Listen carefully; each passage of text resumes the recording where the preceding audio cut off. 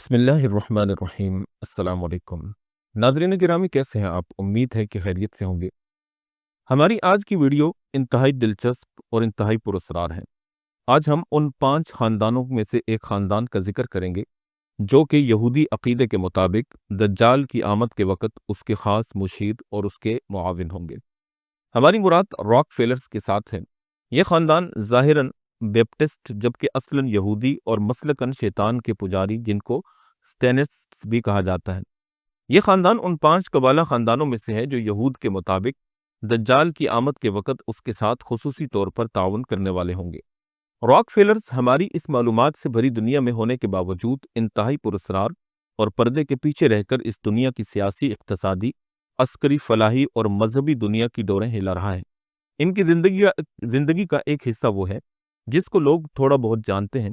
ये तिजारत, बैंकारी, फलाही, सकाफ़ती, तालीम, सेहत और साइंसी तहकीक से मुतालिक है, जबकि इन सब कामों की आड़ में यहूदी रूहानी यानी शैतानी मंसूबों को पाए तकमील तक पहुंचाना, दुनिया से इस्लाम का खात्मा करके शैतान के नए मजहब न्यू वर्ल्ड आर्डर को दुनिया में नाफिज करना और मसीह मऊद अंधे दज्जाल की आमद के लिए राह हमवार करना, इसी तरह बातनी उलूम, यहूद मुखालिफ क़ुव्वतों को तबाह करना, हॉलीवुड, आलमी मीडिया और जादू के ज़रिए दुनिया को अपनी सोच में रंगना, IMF और वर्ल्ड बैंक के रास्ते से दुनिया की दौलत को अपने कब्जे में करना है। मुख्तसर अल्फाज में ये कहा जा सकता है कि यह ख़ानदान कट्टर से होनी और दज्जाली मिशन के लिए ख़ुद को वक्फ किए हुए हैं। दुनिया की सियासी स्टेज पर जो ड्रामे आप मुख्तलिफ मुल्कों में होते देख रहे हैं, इसके पीछे अमरीकी हुकूमत का हाथ दिखाई देता है। लेकिन रॉकफेलर्स वो नाम है जिनके इशारे आंख पर अमेरिका की हुकूमतें बनती और बिगड़ती हैं। कोई भी सदर उस वक़्त तक इज्जत से व्हाइट हाउस में नहीं रह सकता है जब तक उनके लिखे ड्रामे में उनकी हिदायत के मुताबिक अदाकारी करता है। लेकिन अगर किसी ने ज़रा भी अपनी मर्जी से ड्रामे में तब्दीली करनी चाहिए तो फिर ऐसे लोगों के अंजाम से अमरीकी तारीख के औराख सुर्ख और स्याह नजर आते हैं। इसकी बड़ी वाज़ेह मिसाल साबिक अमरीकी सदर इब्राहिम लिंकन, जिनका कत्ल 15 अप्रैल 1865 में हुआ, और दूसरे सदर जॉन एफ कैनेडी, जिनका कत्ल 22 नवंबर 1963 का हुआ। जॉन एफ कैनेडी के भाई और इसके बेटे को भी कत्ल कर दिया गया। इसका कुछ एहसास साबिक सदर बिल क्लिंटन को भी है कि किस तरह व्हाइट हाउस के मालिकों ने क्लिंटन की रंगरलियों को दुनिया के सामने खोलकर रख दिया था। इस खानदान को आप इस दुनिया का बेताज बादशाह कह सकते हैं।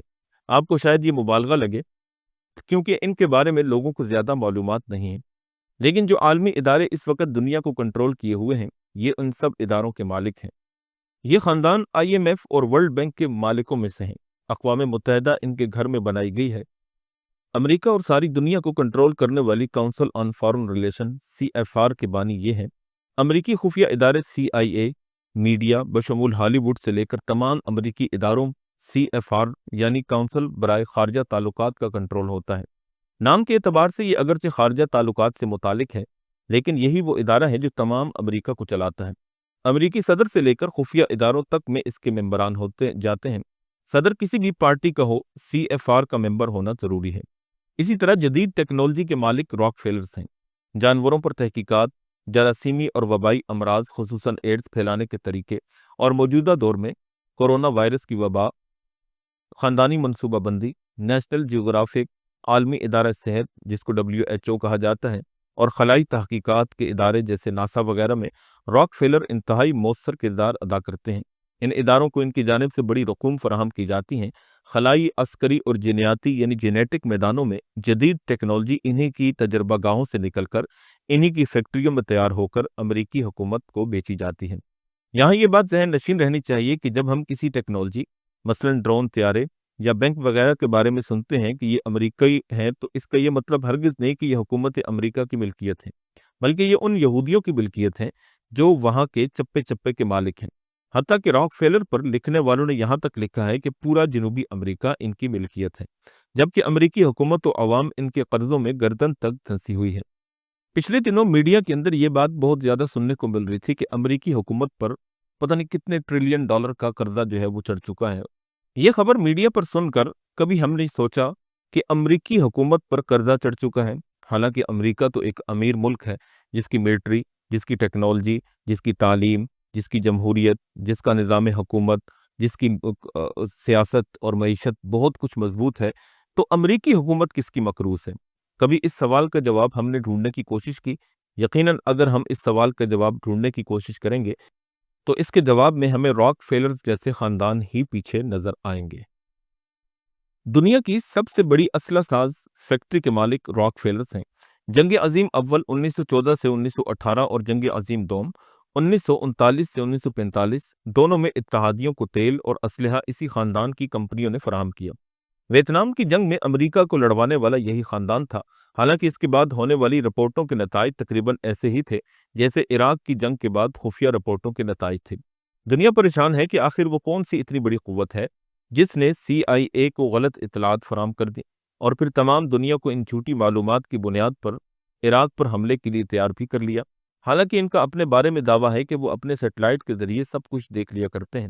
لوگ بش کو لان تان کرتے ہیں، لیکن وہ یہ نہیں جانتے کہ امریکی صدر دنیا کا کمزور ترین صدر ہوتا ہے، جس کے اپنے ہاتھ میں کچھ بھی نہیں ہوتا، بلکہ اس کا تو اپنے بیڈ روم پر بھی مکمل حق نہیں ہوتا، کیونکہ وہ بھی یہودیوں کی خفیہ آنکھوں کے سامنے ہوتا ہے۔ وسطی ایشیائی ریاستوں کے غیور مسلمانوں کو نیست و نابود کرنے کے لیے روس کے اندر کمیونسٹ انقلاب کے لیے رقم فراہم کرنے والا ڈیوڈ راک فیلر تھا۔ ماڈرن دنیا کے پسند و ناپسند، رہن سہن، اٹھنا بیٹھنا، کھانے پینے کا انداز، غرض مکمل طرز زندگی جس کو لائف سٹائل کہا جاتا ہے کہ یہ کیسی ہوگی، اس کا فیصلہ اس خاندان کی لڑکیاں کرتی ہیں۔ اسی طرح ہالی ووڈ کو چلانے والی لڑکیاں اسی خاندان کی ہیں۔ یہ باتیں ہم اپنی طرف سے نہیں کہہ لے، بلکہ فرڈینینڈ لینڈبرگ کی کتاب دا راک فیلر سنڈروم سے ہم آپ کے سامنے پیش کر رہے ہیں۔ اس خاندان کی خاصیت یہ ہے کہ یہ پردے کے پیچھے رہ کر امریکہ کو استعمال کرتا ہے، یہاں تک کہ اس خاندان کی لڑکیوں کو بھی ایسی تربیت دی جاتی ہے کہ وہ کہتی ہیں کہ ہم عام زندگی گزارتی ہیں تاکہ میڈیا کی نظروں سے بچ سکیں۔ پاکستان کے ایک سابقہ وزیر اعظم جو کہ پرویز مشرف کے دور میں پاکستان میں آئے، جن کا نام شوکت عزیز تھا، وہ بھی 25 برس تک اس خاندان کے ملازم رہے۔ افغانستان پر امریکی حملہ اور قبضہ، اس تمام آپریشن کی نگرانی اسی خاندان کا ایک 22 سالہ نوجوان کر رہا تھا۔ طالبان کی پسپائی کے بعد سب سے پہلے کابل آنے والا یہی نوجوان تھا کہ اپنے ذاتی طیارے سے وہاں پہنچا۔ اس نے مشرقی زبانوں میں ماسٹر کیا ہوا ہے، لیکن ایک بات پھر یاد رہے کہ راک فیلر کا یہ عروج ان کی ذاتی محنت سے زیادہ ان کو ایلومیناٹی اور شیطانی فرقے اور فری میسن کی تمام شاخوں کے تعاون کی وجہ سے حاصل ہوا ہے۔ سرکردہ یہودیوں کا مشن ایک ہے، جبکہ میدان کار آپس میں تقسیم ہے۔ چنانچہ ہر میدان والے اپنی جگہ کام کرتے ہیں، دوسروں کے ساتھ تعاون کرتے ہیں۔ مثال کے طور پر اگر کوئی فلم ایکٹر، مصنف، شاعر یا ادیب دجالی مشن کے لیے مخلص ہے تو دنیا بھر کی یہودی خفیہ شاخیں ان کے ساتھ تعاون کریں گی، اور دیکھتے ہی دیکھتے کوئی مصنف یا ادیب دنیا کے افق پر چھا جائے گا۔ اسی طرح کثیر القومی کمپنیاں، جن کو ملٹی نیشنل کمپنیز کہا جاتا ہے، ان کے بارے میں ایک اور بات دیکھنے میں آتی ہے کہ جیسے جیسے وقت گزرتا جا رہا ہے، مشہور خاندانوں کی کمپنیاں ایک دوسرے میں ضم یعنی مرج ہوتی جا رہی ہیں۔ تجارتی دنیا میں اگرچہ یہ ایک کاروباری مسئلہ ہے، لیکن جو چیز قابل توجہ ہے وہ یہ ہے کہ یہ لوگ بے تاج بادشاہ ہونے کے باوجود آپس کے تعلقات میں ضابطے کے پابند ہیں۔ دجال کی راہ ہموار کرنے کے مشن میں تسلسل کے ساتھ ہر ایک لگا ہوا ہے۔ مثلا روتھ شیلڈ خاندان، جس کے متعلق تفصیلی ویڈیو ہم آپ کے سامنے مستقل طور پر پیش کریں گے۔ روتھ شیلڈ خاندان کو آپ لے لیجئے، یہ لوگ یورپ، آسٹریلیا پر قبضہ کیے ہوئے ہیں۔ JP مورگن بھی عالمی بینکاروں میں سے کسی سے کم نہیں، لیکن مشن کے حوالے سے ان سب میں اتفاق اور یکسوئی پائی جاتی ہے۔ حالانکہ پیسہ کمانے میں یہودی فطرت اس بات کا تقاضا کرتی ہے کہ یہ آپس میں دست و گربان ہونے چاہیے، خصوصاً ایسے وقت میں جب ایک کمپنی دوسری کمپنی کو خریدنا چاہتی ہے۔ راک فیلر خاندان کا اصل پہلو وہ ہے جو ان کی مذہبی وابستگی سے تعلق رکھتا ہے۔ اس میں بڑا کردار اس خاندان کی ماں جان ڈی راک فیلر جونیئر کی بیوی ایبے ایلڈرچ راک فیلر کا ہے۔ بچپن سے ہی بچوں کی تربیت خالص مذہبی بنیادوں پر کی گئی۔ ان کو یہودی ہونے کی حیثیت سے دنیا کی تمام اقوام سے اعلیٰ ہونے کا تصور ذہنوں میں بٹھایا گیا۔ بچپن سے ہی گھر میں صبح دعائیہ تقریب ہوتی ہے، ہر بچے کا اس میں شریک ہونا ضروری ہے۔ اگر کوئی بچہ شریک نہ ہو یا تاخیر کر دے تو اس پر جرمانہ ہوتا ہے جو اسے اپنے جیب خرچ سے بھرنا پڑتا ہے۔ ان بچوں کو اسرائیل کی حفاظت اور وسیع تر اسرائیل کے قیام کی اہمیت بچپن سے ہی سمجھا دی جاتی ہے۔ چنانچہ راک فیلر فیملی امریکہ میں ایسی بہت سی تنظیموں کو فنڈ فراہم کرتی ہے جو ان کے مسیح موعود اینٹی کرائسٹ کی آمد کے حوالے سے عوام میں کام کر رہی ہیں۔ شیطان کی پوجا کرنے والی جماعت سٹینسٹ کے منصوبہ سازوں میں شامل ہیں۔ راک فیلر پر لکھنے والے انگریز مصنفین نے صہیونی خفیہ تنظیم نورانیین کے ساتھ ان کے گہرے تعلقات کا بھی ذکر کیا ہے۔ در حقیقت یہ خاندان ان 5 قبالہ خاندانوں سے تعلق رکھتا ہے جو ان کے خیال کے مطابق دجال سے براہ راست رابطے میں رہتے ہوں گے اور اس کے احکام کے مطابق دنیا کی سیاسی بساط سے کھیلتے ہوں گے۔ چنانچہ نورانیین، قبالہ، فری میسن کی تمام شاخیں اور دیگر خفیہ صہیونی تنظیمیں ان سب کی سرپرستی راک فیلر وغیرہ ہی کرتے ہیں۔ John D Rockefeller, Rockefellers خاندان کا جد امجد جان ڈی راک فیلر 1839 میں نیو یارک میں پیدا ہوا۔ 16 سال کی عمر میں یہ منشی لگ گیا۔ 1862 میں اس نے تیل کا کاروبار شروع کیا اور سٹینڈرڈ آئل کمپنی کی بنیاد رکھی۔ دیکھتے ہی دیکھتے ایک منشی امریکہ بھر کے 90% آئل ریفائنری کا مالک بن گیا۔ جان ڈی راک فیلر مستقبل میں جن دجالی منصوبوں کو پروان چڑھانا چاہتا تھا اس کے لیے اس نے 4 خیراتی ادارے قائم کیے، جن میں سے راک فیلر فاؤنڈیشن اور راک فیلر انسٹیٹیوٹ برائے میڈیکل ریسرچ، موجودہ راک فیلر یونیورسٹی، مشہور ہے۔ راک فیلر فاؤنڈیشن صرف ایسے مقاصد کے لیے فنڈ فراہم کرتی ہے جو دجالی منصوبوں سے متعلق ہوتے ہیں۔ اسی طرح راک فیلر یونیورسٹی میں انہی شعبوں میں تحقیق کی جاتی ہے جو آئندہ چل کر دجال کے کام آ سکیں۔ اسی طرح خیراتی اداروں کی آڑ میں اس خاندان نے دنیا بھر میں اپنے پنجوں کو گاڑ رکھا ہے۔ اسی طرح اپنی بے شمار کالی دولت کو ٹیکس سے مستثنی بھی انہوں نے کر لیا ہے۔ ان کی دولت کا اندازہ آپ اس سے کر سکتے ہیں کہ تمام دنیا کا سونا اس وقت IMF اور عالمی بینک کے قبضے میں ہے۔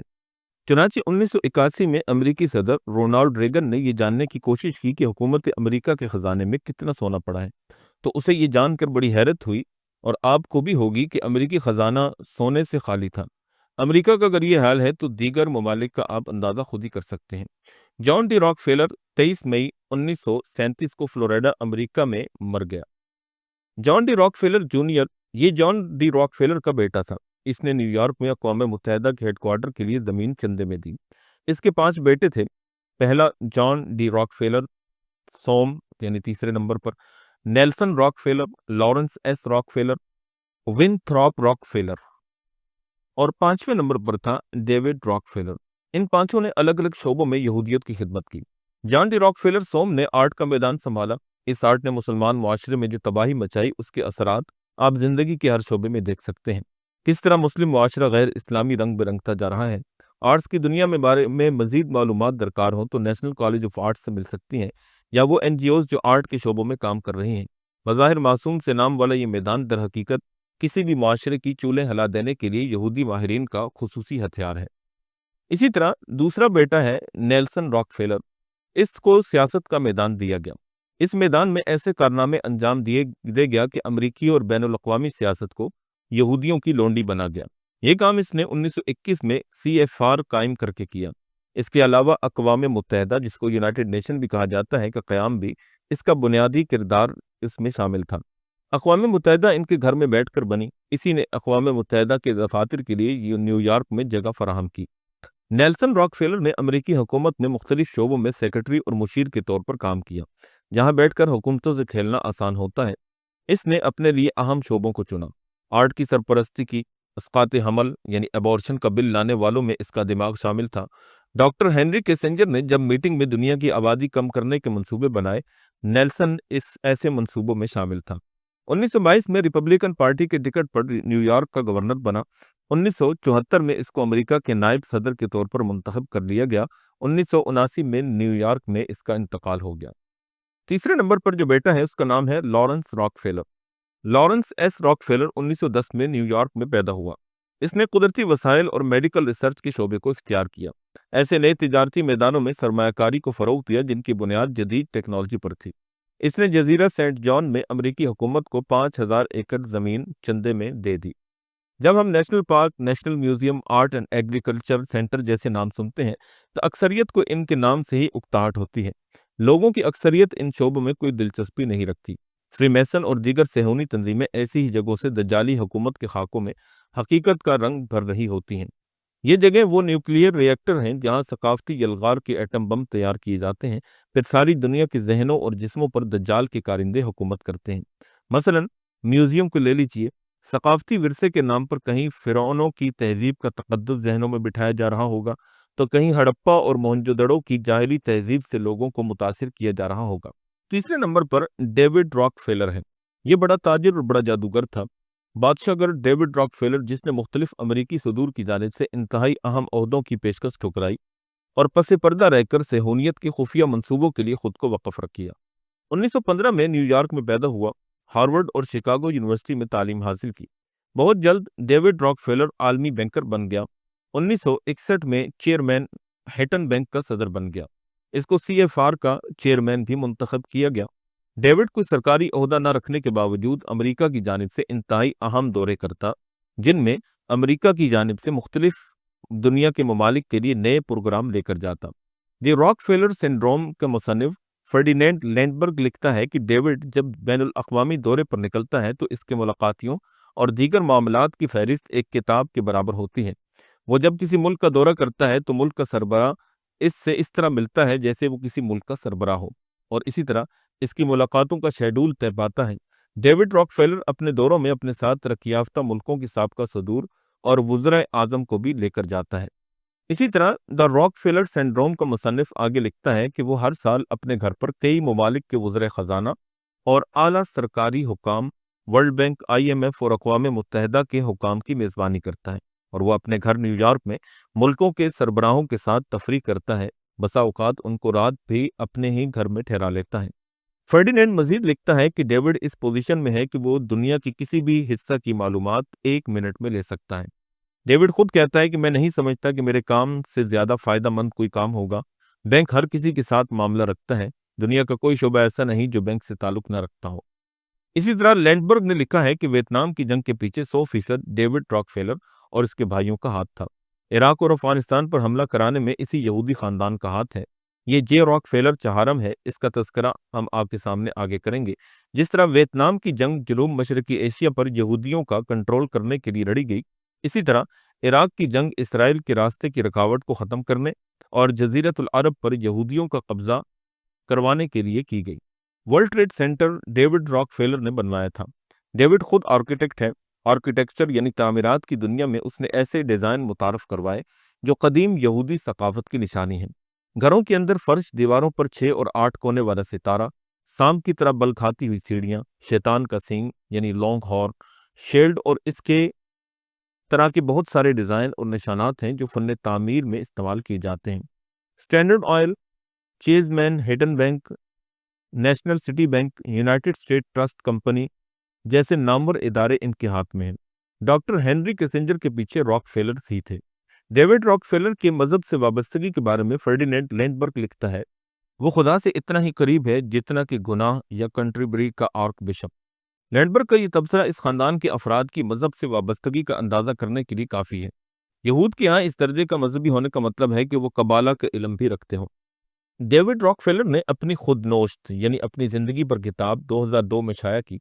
उसमें वो लिखता है कि लोग दावा करते हैं कि हम रॉकफेलर ख़ानदान अमेरिका की सियासी और इक़्तिसादी इदारों पर काबिज़ हैं। बाद लोगों को इस बात का भी यकीन है कि हम खुफिया कबाला का हिस्सा हैं जो अमेरिका के मफादात के खिलाफ काम कर रहा है। मुझे और मेरे ख़ानदान को बैनुल अक़वामियत का हामी तसव्वुर करते हैं। इस वो ये भी तसव्वुर करते हैं कि हम दुनिया में औरों के साथ मिलकर एक ऐसा बैनुल अक़वामी सियासी और इक़्तिसादी ढांचा खड़ा करने की कोशिश कर रहे हैं जो मौजूदा से ज़्यादा होगा।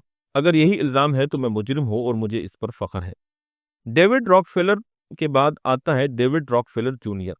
ये 1941 में पैदा हुआ। इसके बारे में कहा जाता है कि अपने बाप डेविड रॉकफेलर सीनियर की जगह लेने की सलाहियत रखता है। दुनिया में इस वक्त जितने अहम मसाइल हैं ये उन सब के पीछे मुतहरक हैं। आलमी यहूदी सिक्योरिटी, असलहा कंट्रोल, बैनुल अक़वामी ताल्लुकात, इक़्तिसादी तरक्की, यहूदी मफादात के मुताबिक तिजारत और मुआशियात के मैदानों में पर्दे के पीछे रहकर सियासी कठपुतलियों को इस्तेमाल करने की पूरी सलाहियत रखता है। इसी तरह अगला नाम जे रॉकफेलर का है। इराक और अफगानिस्तान में बेगुनाह मुसलमानों का कातिल यही शख्स है। ये रॉकफेलर 18 जून 1938 में पैदा हुआ। ये जॉन डी रॉकफेलर जूनियर का पोता और जॉन डी रॉकफेलर सोम का बेटा है, जबकि डेविड रॉकफेलर का भतीजा है। 1985 से सेनेट का मेंबर है। मगरबी वर्जीनिया का गवर्नर रह चुका है। ये सेनेट की इंटेलिजेंस कमेटी के चेयरमैन भी रहा। ये शख्स जनवरी 2009 को रिटायर हो गया। इराक पर हमले के लिए बुश इंतजामिया और पेंटागन को भड़काने वाला यही शख्स है। CIA से लेकर मीडिया तक में अपने खानदानी कब्जे की बदौलत सद्दाम हुसैन के खिलाफ राय आमा को हमवार करने वाला यही आदमी है।